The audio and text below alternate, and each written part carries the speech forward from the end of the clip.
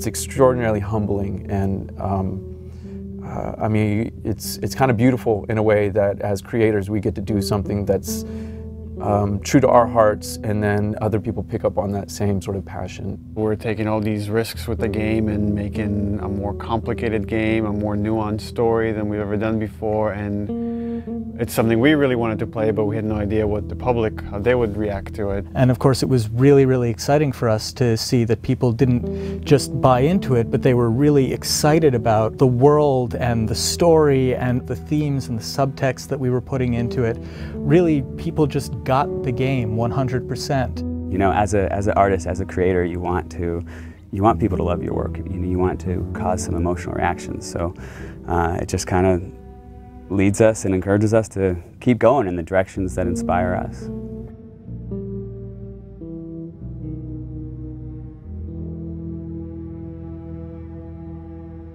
The Last of Us: American Dreams, the graphic novel we released through Dark Horse, co-created by Faith Erin Hicks, the co-writer and amazing artist on that comic book. And it introduces the character of Riley. And in it we get to see kind of Ellie coming out of her shell, and she starts taking on these attributes from Riley, but it's the first day they meet. And it became really interesting to us to say, okay, months later, after these two have become best friends, and they've had this falling out, where does that relationship go? In discussing ideas, it's like, what if we got to play through that kind of relationship? What if we saw that relationship? And it gives us an opportunity to test out various mechanics and storytelling ideas that maybe we couldn't test on the scale of the full game, but doing it in a smaller time frame allows us to try out these ideas and say, okay, that's interesting. How did that work? The comic book was kind of a great way to see a little bit of what Ellie and Riley's relationship was. So when we set out to design the world, we already had a point of reference that there had already been some great work done just in terms of some of the visuals and some of the language between Riley and Ellie. I think we had a sound story pretty early on that we felt was compelling enough to okay, that justifies us moving forward with the idea of single-player DLC. Now you have a team of some burnt-out, frazzled people that you're trying to say, like, okay guys, let's go again. Can we do it again? And that's a lot. That's a lot to ask of anybody after 3.5 years of grind. We kind of right away knew we wanted to focus on Ellie. We wanted to tell a little bit more about who she was before all this. We also felt like some people were wondering what happened in that time span between when Joel gets really injured and then you play as Ellie. And I felt like I wanted to meet Riley. Like I want to know her. I read a little bit from like the comics, and you kind of had this image in your head in the character, but you kind of really don't meet them until you start to see them. And once you get the actor in there, once you get these people, they really start to come out. All this time I thought you were dead. Yeah. It was interesting sort of this time around to be with someone new. When Yanni came in during casting, I was like, that's totally who I saw in the comic book. That's totally her, that's totally who I heard. You need to cast her.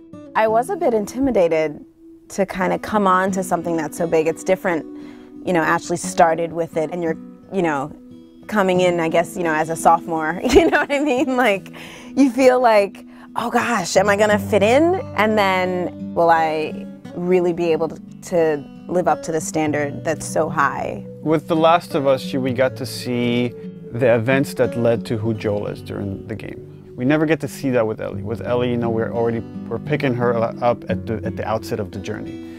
What this DLC really allowed us to do is focus on Ellie's life prior to that journey. And we get to see, you know, she's just a kid, ultimately. Despite, you know, the journey she's about to go on, you get to see her have fun, and you get to see her playing with her best friend, and you get to see her be romantic with someone. You definitely see a very different side to Ellie. Being with another teenage girl sort of brings out that playfulness and that silliness that you see glimpses of that with Joel, but you know, it's different hanging out with a 40-year-old dude. You know Ellie as this like really tough, strong kid that has gone through so many crazy things and has seen so many things, to this other side of her, a little bit more vulnerable, softer side of her through the eyes of Riley. So it's a really interesting relationship there because you get to see somebody who really influenced who Ellie is and taught her how to survive and be strong. And then you see that playful Ellie, and you see the events that are shaping her and changing her, and how she loses the one person in this world that she cares for. And then you understand why she's willing to fight tooth and nail to not lose Joel. She's already lost this person that she loved. She's not about to let it happen again.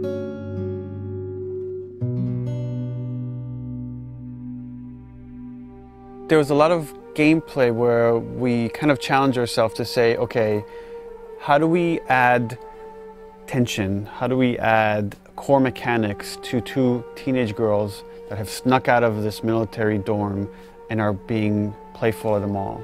There are large portions where there is no combat, where we're really focusing on the narrative connection between you and an allied character. What's really important to us is how we parallel the player's emotional experience in the characters and vice versa. We want you to always be feeling the way that the characters are feeling. What the fuck are you looking at? We look at contrast a lot whenever we're trying to create pacing of things. And you can't have your lights without your darks, your highs without your lows. So while we're looking at the Ellie storyline, we also want to contrast that with what's happening in the desperation of Joel. So the combat is kind of an extension of the obstacles, the barriers inside of her way that she needs to overcome. Something new we wanted to do with the combat this time was we introduced David's people, sort of the cannibals in the university. By pulling David's crew into the mall, we also thought it would be intriguing to create some new technology where we had the infected fight the humans. We developed a number of setups, combat setups, during the DLC where the player has the opportunity to pit those two sides against each other. And for us this was really interesting because this allows you to use one faction as a weapon against the other. Now you're able to use these distractions almost as bait or as lures. So that creates this whole new way to think about a combat space and to think about ways that you move around. But it still drives home that idea that it's a desperate world and you're trying to survive in it. The main themes that we're playing with, I think, are love and loss and on some level devotion. What lengths do you go to protect the ones that you care about? If you never know if you're going to die tomorrow, in the next hour, in the next few minutes, every moment spent with those you love is a moment to cherish. The relationship between Ellie and Joel, it dealt with survival, it dealt with loyalty, and ultimately it dealt with love. The love of a parent to a child or a child to a parent. The DLC is not that different. In this world, all you really have are your relationships and your friends. I mean, that becomes everything. And I think that's sort of reiterated in the DLC. One of the great things about Last of Us was how much people related to Ellie and enjoyed Ellie and saw her as this strong character. And here we'll get to see how her time with Riley has become that and something that propelled her to be able to go on this journey with Joel.